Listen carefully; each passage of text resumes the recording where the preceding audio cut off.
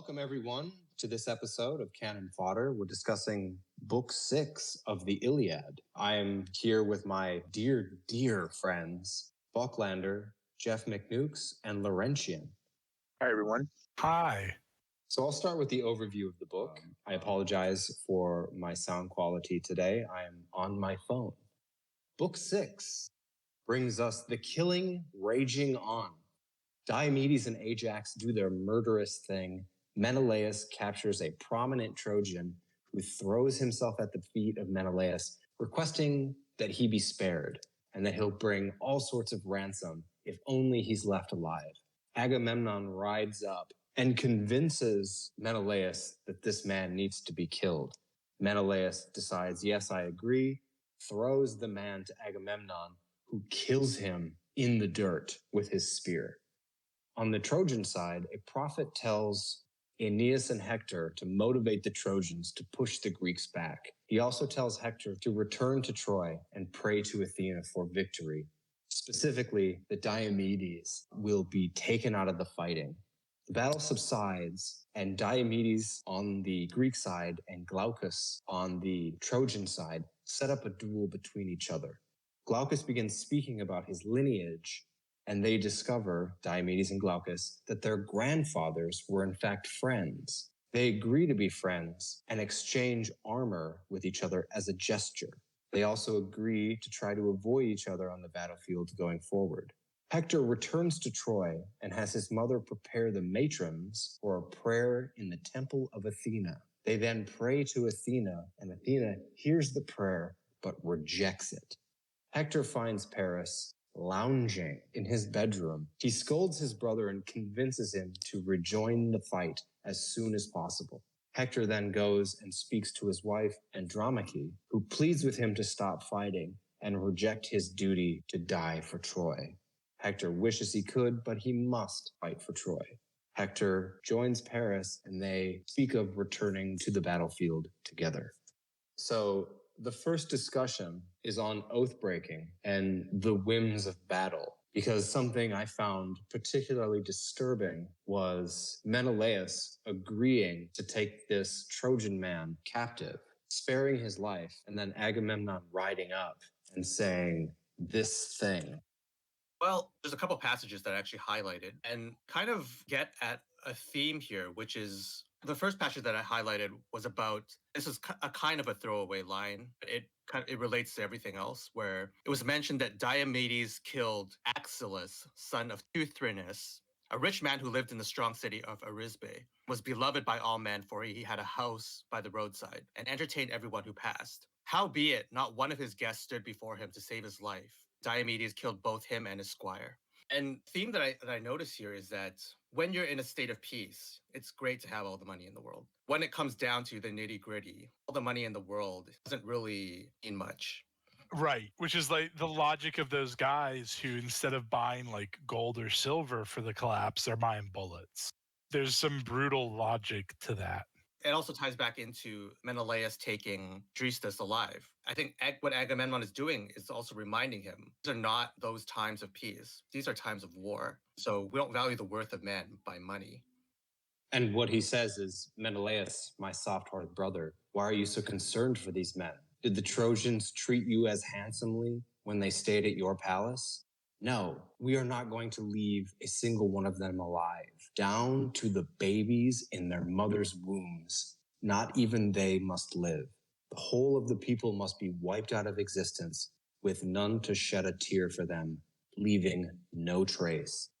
Yeah, I think something that this reveals to me is that the guy who Menelaus defeats, he's already lost his life at the point that it's in Menelaus's hands to decide what to do with it. And if Menelaus had spared him and Agamemnon had spared him, he would have won his life in a sense instead of losing it. And I can't imagine a more vulnerable position to be in than to have your life in the hands of an enemy combatant. Because even like the state supposedly follows a set of guiding principles.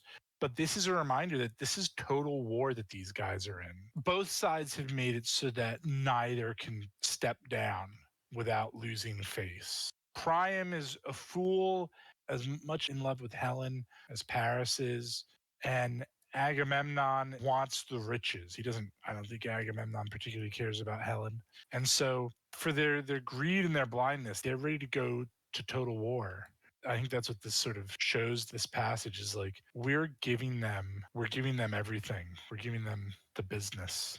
Well, and this is, you could say that it's wrong and that it's terrible and that, oh, look at the burning genocide in Agamemnon's eyes. But at the same time, Priam did not take his son to task for this slight. Priam had many sons and many daughters, but he chose to favor this son, and thousands of people died because of his inaction. And this will dovetail into when we talk about Hector and Andromache. The sense of Andromache's speech there is quite poignant. There is something that I can appreciate about the attitude of Agamemnon here, though, which is that at least this war isn't some economic war. At least there's no level of abstraction. This is a real war for life and death, rather than having these kind of like, oh, it's a war for this resource. But, if you're willing to compromise, we're willing to compromise. We can kind of carve out the territory, or we can settle it financially or something. This is like the most purest form of war, true enmity. There's something more honest in that way of fighting. And that's what produces kamikazes. Yeah, it is. It is a more honest way of war. There's an honor in that, albeit not a lot of chivalry. At least you don't get these levels of abstraction, like we're bringing freedom and democracy, or... Yeah, was it Operation Iraqi Freedom? Like, that Right. was the name of it. So you bring this idea of democracy to a place in the world that has never known democracy, thinking that, oh, this is all they need. I thought they really thought they could do that.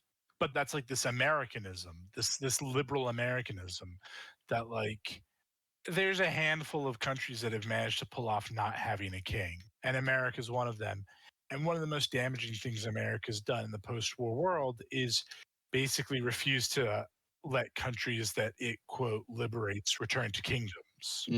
There's a good proposal that, like, they should have just brought back the Iraqi king. But if you'd said that to, like, the average American, left or right, they would have been like, what? But no, freedom. And they're too, I will say, they're too stupid to understand having a monarch doesn't mean you're not free. What is the deal with America being okay with the Saudi royal family? Because they didn't liberate them. I would speak as a Yankee who lives in the South. The average American is not okay with the House of Saud, or they are completely ignorant. The only thing I'd say is that, to answer your question about why the House of Saud is left alone, I think is because of the agreement that our nobility is made with their nobility, and that they have mutual common interests. And you can say the same thing about their relationship with the CCP, is that their indentured class, their entitled class, has made a business agreement that's mutually agreeable. And that's what we see with interactions with the House of Saud. I mean, they've famously had CIA plants in, I'm going off here a little bit, but they've famously had operations in both Iran and Iraq to supplant their leadership, I think probably at the behest of other allies in the Middle East. But for whatever reason, they've been able to make a business deal with the House of Saud, and it remains that way. And I think it's acceptable because it practically works. They have obviously completely different cultures, but they accept the business arrangement and the negotiation, and they work hard at maintaining that. That arrangement's one word, Aramco. It's a cheap pipeline of oil. They've got their arrangements made, and they're allowed to operate how they need to operate as long as they have control over cheap energy. So trying to tie that back to what we're talking about in the Iliad, there's a difference there. Maybe a level of corruption that's existent today that was not existent then. I mean, these guys were on the beaches for 9 years, and now it's starting to come to a head. They're acting out their plan, what they wanted to do. There's no changing. There's no turning back. They're acting it out. They're playing it out, just as you said, in honor. They're doing what they're saying they're going to do. Well, it's interesting because there's, I don't know if there's any resource like oil, but it was Menelaus of Sparta who first had a problem with Paris of Troy. And Menelaus of Sparta was able to get a confederation of hundreds, if not thousands, of Greek patricians and lords to gather up and join the invasion force, the coalition. But Troy also had a confederation of lords and patricians from Asia Minor come to support the regional hegemony of Troy. So it's two regions that have interest, probably economically, in Troy and Sparta, but more specifically Argos, which is where Agamemnon is from, Mycenae. So maybe we could say that it's not just wealth, right? It's not just economics, but there's another currency that's floating about, which is the currency of honor or of superiority. Yeah, and superiority. It's a strange honor because there's no chivalry here. There's no noblesse oblige. Two guys that meet each other, and Diomedes and Glaucus, it's this weird chivalry where, oh, you respect strength, but like you don't respect the weak. And so the weak are, in fact, are the ones who get the short end of the stick. And okay, there's a little bit of that in chivalry in Europe in the Middle Ages, that like the weak are the ones who are contemptible. But they go on, Agamemnon goes on to say, like, don't worry, we're going to go in there and we're going to kill the babies in the womb. I mean, that doesn't sound like, okay, it's their version of honor, but I would not say that, like, in an objective sense, that it is acting honorably to contemplate killing babies in the womb. There's a certain personality type that I've encountered on and off during my lifetime. And it's this kind of someone who's watched too many gangster films. Oh, yeah. And them, they have this sense of honor where honor is about tribalism. It's about sticking up for your clan, no matter, that's seen as the highest form of honor. You have unquestionable loyalty, your clan. So I think that's close to what we're seeing here, where it didn't matter that Paris did wrong. What matters is that we stand up for our brother. That's the highest form of nobility or noble obligation. It matters that we fulfill our oaths. And it is known that we fulfill our oaths for 1,000 years from now, 2,000 years. That's the honor that you're talking about, right or wrong. We were honorable. I'd say a thing here about Agamemnon's side of the story as well is that he maybe has a better narrative for honor than Priam does, than Troy does. Troy says, we're peaceful, we haven't done anything, we haven't attacked anybody. However, Paris did go and actually, steal Menelaus' wife. And I think if you wanted to take the two narratives together against each other, I think Agamemnon has the more honorable narrative. I think maybe that has been able to keep his men, that along with the great leadership within his ranks, has been able to keep his men together and maybe motivated more so than anything that Agamemnon has done in his leadership. Well, if you look at Agamemnon, in order to keep his or fulfill his honorable oath, he sacrificed his daughter Iphigenia to get the winds, the gods of the winds. And that's something Priam wasn't even willing to do, although his son was guilty. Iphigenia was innocent. He's been consistent. Whatever he has been, he's been consistent in his honor. And he can say kept his honor, as overall, as a narrative, you can say that. Whereas continually we see from Paris, continually we see from Priam, that corruption seeking in. And really, it's not about corruption, or it's not about violence that we're placing any emphasis on. It's about corruption. And corruption seems to be really the thing that is dissuading people from siding with Troy and adding any chivalry, is the corruption that we're starting to see there. I think you're right, because I think Agamemnon has to keep guys there who can leave at any time. Whereas Priam, on the other hand, it almost doesn't matter whether what Priam is doing is honorable or not, because the guys that are there fighting with him are fighting for their survival. They're the ones whose back is against the wall. So because there's more of a sense of volunteerism amongst the Greeks compared to the Trojans, it then would make sense that there's more legitimacy, and there obviously is more legitimacy to let's get my brother's wife back instead of let my son have his, Helen-shaped flesh doll. Yeah, there would have to be more legitimacy to keep everyone there. Whereas what's keeping the Trojans there is this giant army on their shores. And the Trojans live there. That's their home. Well, yeah, that's what I mean. There's nowhere to run. Although there's nowhere to run, that doesn't stop Paris from running. Of course, Aphrodite whisks him away initially, but when Hector leaves the battlefield, he eventually finds his way to Priam's fortress, where he finds Paris chilling in his bedroom with Helen. So what Hector said to Paris, he found him chilling. What do you think you're doing? It doesn't do you much credit to sit and sulk by yourself like this while our men are falling in action around the town and its steep walls. It's your fault this town flares with the sound of fury and battle, and you would be the first to quarrel with anyone else you found shirking the horrors of war. Back into the action with you now, before the town goes up in flames. This whole war, from a male perspective, is his fault. Put aside Aphrodite's spell, put aside even the apple thing, put aside Helen and her desire to go with you. It was your call to put her on the boat, which you did. That's not even a question of honor or chivalry. That's pure selfishness.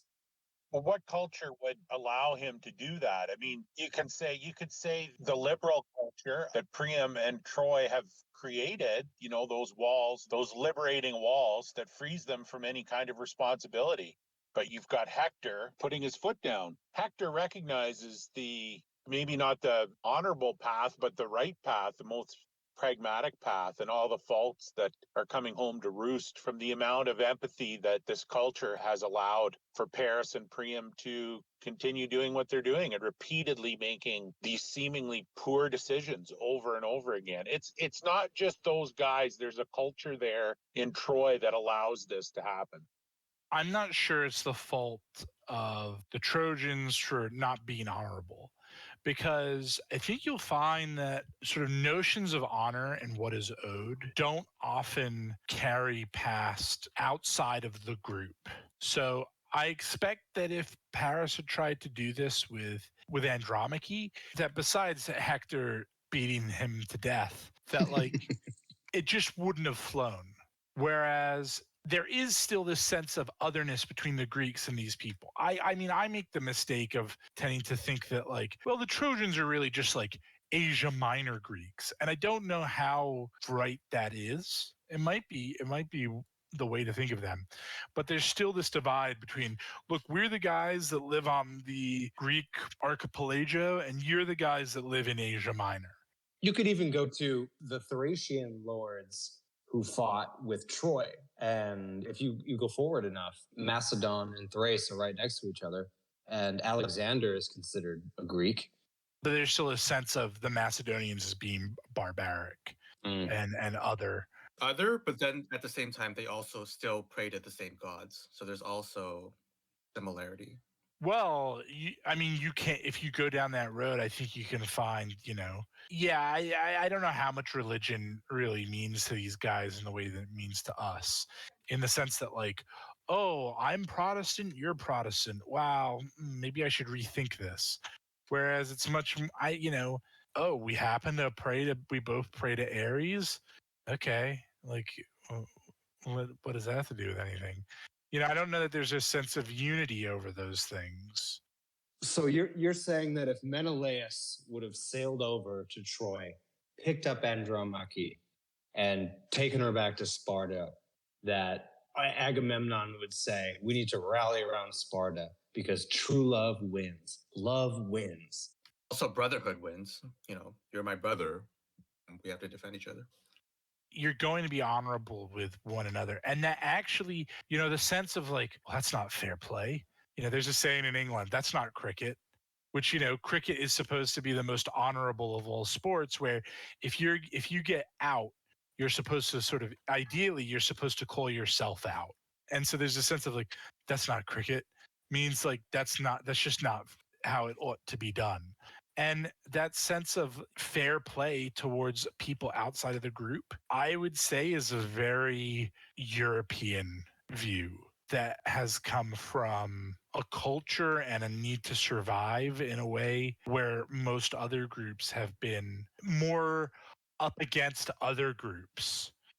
Or you could look at some of the codes of laws and ethics from some other cultures. That's not specifically named, but I do have this one set of rules for the in-group and one set of rules of how we treat the out-group. But Western Europeans are, I think, uniquely disposed to having this sense of, I mean, maybe this is liberalism. Maybe this is the roots of liberalism in the Western European soul that, like, well, I mean, they might not be Danish, but they're still human. And I don't see that anywhere else. Once in a while, where you do see it is when you're the victim of it. The Chinese will moralize about how the Japanese treated them because we're on the short end of that stick. When it's the other way around, it's like, no, they're the out group. So when you see the West committing a war crime, this is the way to put it. The concept of a war crime is uniquely Western. And no one else, I would put it to you, thinks about things in terms of like, that was a war crime. It's that just happened. So it's only a Western soldier in a way who's capable of committing a war crime. Whereas the Japanese soldier who beheads the American prisoner who surrendered because he surrendered, that's not a war crime. That's just what you do to people who surrender. And similarly with Agamemnon, when he says we're going to kill the women and the children, not a war crime. Yeah, this guy is actually getting off somewhat easy because when we get into the city and they can't escape, we are going to kill two people with one spear thrust, the child in the womb and the woman who bears it. Well, to be fair, we don't know if they're going to kill the woman and the woman as well, because they might want to just like kill the baby and bring her off to be a sex slave. But again, still not a war crime. No, I mean, it is a war crime. By our standard. I'm going to say it's a war crime. I also would say that our standards are better, that like there is something that we owe to one another as men. Heaven forfend, I sound like a liberal here. I would say that standard is better, but obviously it wouldn't resonate with these guys. They would laugh at us. How would you justify better then? So, they would laugh at us. How would you kind of make the rational case or make the case for no, our standards actually are better? Because I think that there is something about, in previous discussions, we talked about Heidegger and technology. I'm not one of these people who think science and technology is the proof of a civilization's success in and of itself, but it certainly counts for something, and stability. And the fact that like 70 years ago, you could leave your doors open and there weren't murders everywhere. I mean, those things to me say that like we've hit upon, at least at one point, we hit upon a standard of living, a culture that was able to produce fairly good lives for men without the need of being constantly at war or raiding one another's houses. Although there be some people who listening to this, I'm sure, that think that being able to raid one another's houses is actually that we've lost that masculine essence. And what we find acceptable now is corruption. We don't find any type of violence acceptable whatsoever. We just allow constant corruption, and we can see the results of that. Yeah, and this is not an argument against violence. No, but there is a difference, and we can see how that's one's outweighed the other.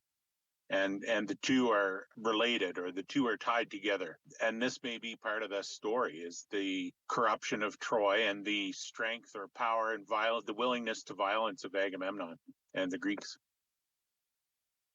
Jeff brings up an interesting point, which sort of vibes with what we were talking about, which is protecting your brother, the tragedy of brotherhood. And in his words, it was something like, for every one Hector, there are multiple Parises who will be the death of the good brother. I got this kind of thought from real life, actually. High school, there's always a little bit of racial tension between the Asian kids because the Asian population was growing very rapidly at the time. And then the kind of incumbent group, which was the Italian kids, my neighborhood. But it was really fine. There wasn't a whole lot of boiling over till this very seemingly stupid incident where one of the Italian kids pushed one of the Asian kids' girlfriends. Ooh.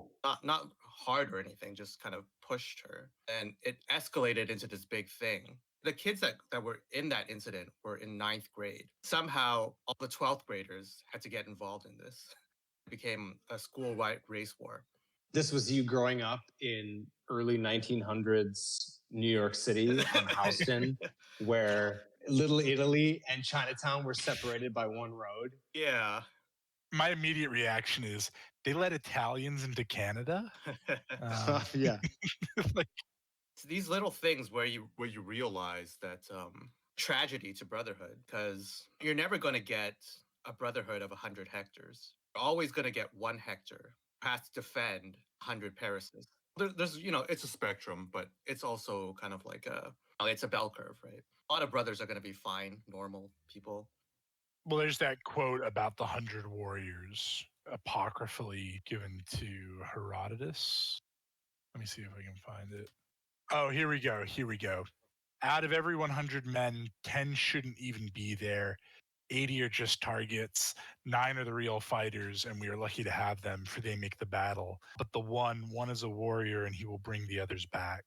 And the scene that closes book 6, where Hector and Paris are riding back into battle, that's kind of a right in the feels moment when you realize what's going to happen to Hector. I have it right here. Godlike Paris speaks first. My dear brother, have I been too leisurely and kept you waiting when you wanted to be off, and not come at the time you told me to? Hector replied and said, what a strange man you are. No reasonable man could make light of your performance in battle. You have plenty of courage. You are too ready to give up and refuse the fight, and it distresses me to hear such shameful things said about you by the other Trojans, who are suffering so much on your account. But let's be off. Later, we will make up for anything we may have said, if Zeus ever lets us drive the Greeks from our soil and celebrate our freedom with drink offerings in the palace to the everlasting Olympian gods. That's the other thing about the Hector archetype. The big brother. The big brother always sees the best and sees the great potential in the little brother. It's the death of him. The actual death. And not only the death of him, but the death of his son, his infant son and wife eventually. He loses everything. It's the death of everybody. It's the death of all the brothers. That's what I meant by the tragedy of Brotherhood. What annoys me about Hector? I want to say that Hector has his priorities a bit off. It's one thing for Hector to like defend his brother, but it's another thing for Hector to put his family at risk. And it seems sort of wrong to me that he's entertaining this situation where he should just be putting his foot down and saying, no, either you fight Menelaus or you give her back.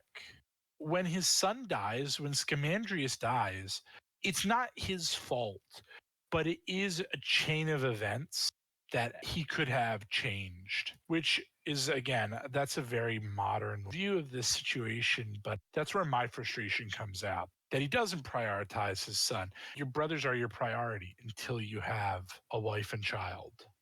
So he reinforces Priam's almost weakness, but for different reasons. Well, he has this idea that he is the hero, the favored son of Priam, the protector of Troy. And many Trojans also consider him thus, which probably reinforces that idea. And he could easily have taken, we all think that if we were in Hector's shoes and we found our little brother laid up with a bitch who started this in their bedroom while you're out there watching people you knew and grew up with and trained with die, that you'd take him, you'd seize him by his neck and bring him out to the battlefield for Menelaus to eat. But instead, you say, I have to do this. So may I read Andromache's plea to Hector? Hector, you are possessed. This determination of yours will be the death of you. You have no pity on your little boy or your luckless wife, who will soon be your widow when the Greeks kill you in a mass attack. When I lose you, I might as well be dead. There will be no comfort left when you have met your end, nothing but grief. And she goes on. And I have no father or lady mother either. My father fell to godlike Achilles when he sacked our welcoming town. But though Achilles killed my father, he did not think it right to strip the body. He cremated him in his ornate arms and built a grave mound to him. I had 7 brothers too. In one day, all of them went down to Hades. Achilles killed them all while they were looking after their shambling cattle and white sheep. So Hector, you are father and mother and brother to me, as well as my strong husband. Have pity on me now. Stay here on the tower, and don't make your boy an orphan and your wife a widow. Rally the Trojans by the fig tree there, where the wall is easiest to scale and the town most open to attack. Yeah, there's a real asymmetry there, that all this stuff Hector's doing for Paris, who couldn't see him for his lust for Helen. And yet, in a way, he's ignoring Andromache, for whom he means so much to her. It just makes me sort of despise the situation even further. Well, his reply to her for him just to leave and don't do this thing is thus. Andromache, I too have all this constantly on my mind. But if I hid myself like a coward and slunk from the fighting, I would feel nothing but shame before the Trojans and the Trojan women in their trailing gowns. My heart would not be in it either, since I have trained myself always to be a good warrior and to take my place in the front line and try to win glory for my father and myself. But deep in my heart, I know well the day is coming when sacred Ilium will be destroyed, together with the people of Priam, and Priam himself of the good ash spear. Yet what distresses me is not only the thought of what the Trojans will suffer, or Hecate herself, or Lord Priam, or my brothers who, for all their numbers and bravery, will be brought down in the dust by enemy hands, but much more the thought of you, when you are dragged off in tears by some bronze-armored Greek, your freedom gone. But he's still willing to risk all that. I feel like I'm gonna come out as like arch liberal from this episode. Like, I don't care. He doesn't have the right. At the point he has a child and a wife, those are his top priorities. And his ability to stand in the battle, his desire to stand in the battle line and be honorable. I mean, I'm going to say something to maybe try to shed some light on what Hector might be feeling, which is that when you become a father, there's certain questions that actually go through your mind about whether or not you're ever going to be, especially in my experience, I fell out of touch with a lot of friends when I became a father and no longer have that time to be part of that brotherhood anymore. You're no longer Friday night pool with the boys kind of thing. And questions go through your mind about whether or not you're ever going to be that man again. You're ever going to be able to have that masculine bond again. You actually feel like you're giving up a bit of your manhood. So from Hector's perspective, it's like you do feel the peer pressure. You do feel like boys kind of look at you like, oh man, he's gone, right? He's never coming back to us. Kind of like there's a breaking of a bond there. So sort of empathize with Hector in that regard too. It's that the look on your brother's face when you've abandoned him is also something very painful and difficult to bear. As a father of 3, Jeff, that never comes back. So just get used to it. The only thing I'd say there is that Hector's trying to meet with the Greek army's definition of honor, and that's battle. Whereas the definition of honor, maybe by Priam's or by the Trojan sense, different, where they're honoring their children by loving them too much. I don't know, but there seems to be a difference between the two. And Hector is playing Agamemnon's game at this point and trying to meet him on the battlefield and show that he's of equal strength as Agamemnon. He's almost turning his back on the embedded corruption or the embedded culture of Troy. You know, he could easily do what Paris did and join his wife in his bedroom. Paris was trying to lead by that example. But it wasn't in Hector. Hector had to be on maybe not on Troy's terms. And he saw that there was corruption there. Obviously, there was something motivating away from doing what Paris was doing. Well, and I'd like to give my final reading as an accentuation of that point of the different morality and or value structures or the Greek definition of honor. After Hector finishes sort of that "this is what I need to do" speech to his wife, it goes, "With these words, glorious Hector reached out for his boy. But the child shrank back with a cry to the bosom of his girded nurse, alarmed by his father's appearance, terrified by his bronze helmet, with horsehair plume that he saw nodding frighteningly from the top. His father and lady mother burst out laughing. Glorious Hector quickly took his helmet off and put it all shining on the ground. Then he kissed his dear son, dandled him in his arms, and prayed to Zeus. So his son was frightened by the sight of his father in his shining helm, which he was known for. So his son was not used to seeing that. His son is used to a very different Hector, which is what you accept when you become a father. It's not putting aside masculinity, it's accepting a very different masculinity. Maybe some people in my audience might be able to tell that I'm actually referring a bit to my friendship with Bill as well. It's like these are brothers who fought alongside you and would have done anything for you. They would have died for you. And so you always feel like there's an obligation there to your brothers. And so when you're kind of forced by a new situation in life to put that aside, it's a very difficult thing to get about, you know. I have respect for my friends who have had kids. It's the guys that have undergone that transformation just with a girl and no kids that disgust me. That like they just sort of stopped. And I'm serious. Like, I grew up and I didn't really have brothers and I had a really small family. And I was always looking for brotherhood.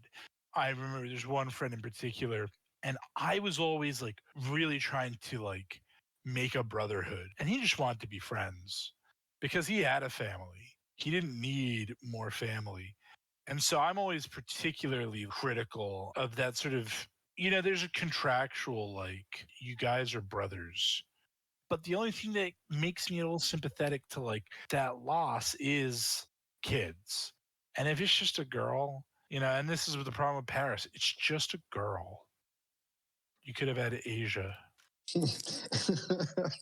You could have had victory in every battle. You could have had Asia when it was worth having. Not that doesn't include China. Asia Minor. Yeah, Asia as the Greeks understood it, which Alexander would find out was a very different definition. Well, we have lost Laurentian for the remainder of this episode. So I offer that we give up our concluding thoughts. I think in a lot of the things that we discussed today, it drives at different ways that different groups in different times and different places perceive the bro code. What does it mean to be a man, and what does it mean to be a brother? And I don't know if we really came to any sort of conclusion that if there is a proper way or not. Maybe it is a thing where there's an appropriate code for different peoples in different times, like a particular code and there's no universal code. I don't know. I said when we started this that the idea was we would read the classics in order to gain lessons from them. And, I feel like that doesn't mean that these guys are always going to be perfect, but we can sort of, maybe we can use them as a mirror, not just treat Hector or Achilles as paragons of virtue, but learn from their failings as well. And I feel I have sympathy for Hector because he is pretty much in an impossible situation. What is he to do? Where is there to run? The only person that really seems to get away is Aeneas. And he goes to Rome, sets up Rome. But is Hector going to bundle his family out in the middle of the night to escape this? That's as unlikely as anything else. So I suppose I admire Hector for that end where he captures that sort of the happy warrior. He kind of knows what his fate is, but he still laughs at his son and he still kisses him and he still prays to Zeus when Zeus doesn't deserve his prayers. Fuck Zeus. The guy who's too weak to keep his own house in order and won't rein Hera in. And yet he's still giving what's owed to Zeus, and just by virtue of who he is and who Zeus is, and he still seems to be fairly cheerful about it, although does have a rather sad end, doesn't he? Don't spoil it for him, but I guess you can prepare them for it. He's not so happy. Yeah, give him that cliffhanger. Like, he's not so happy in future episodes. Tune in next week. That is what makes him so heroic and so worthy of admiration. His acceptance of it all. Yep, and this would play into what my final thought is, which is Paris shirks his duty, which results in the deaths of many others. And Hector accepts his duty, which will result in his own death. And as Hebrews chapter 9, verse 27 puts it, it is appointed for man once to die, and then the judgment. And I would say that we don't get to choose when we die, but to a certain extent, we get to choose for what we are judged. And if Paris and Hector were put up against that judgment, I think for the most part, despite his shortcomings, Hector would be found right, and Paris would be found very much wanting. And with that, we'd like to thank you for tuning in to this episode of Canon Fodder. We'd like to thank our sponsor, IronAgeArchive.com. We would encourage you to go check it out. Use promo code Shapiro for a 20% off everything offered on the site. And don't forget to keep an eye out for Seven Brothers. Coming in theaters when? 2025? Klaus Schwab Entertainment. Will AMC not be around by then? No, it'll be pumped directly into your VR goggles / gray matter receptacle.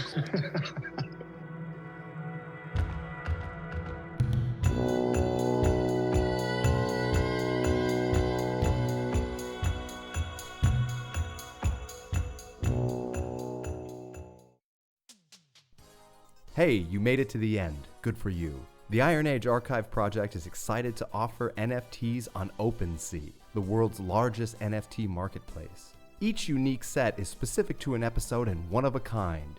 Own a piece of Iron Age history. I mean, not literally, though you do own it, just not from the historical period. It's a figurative Iron Age, but you will own it literally. But you do know that it's digital, right?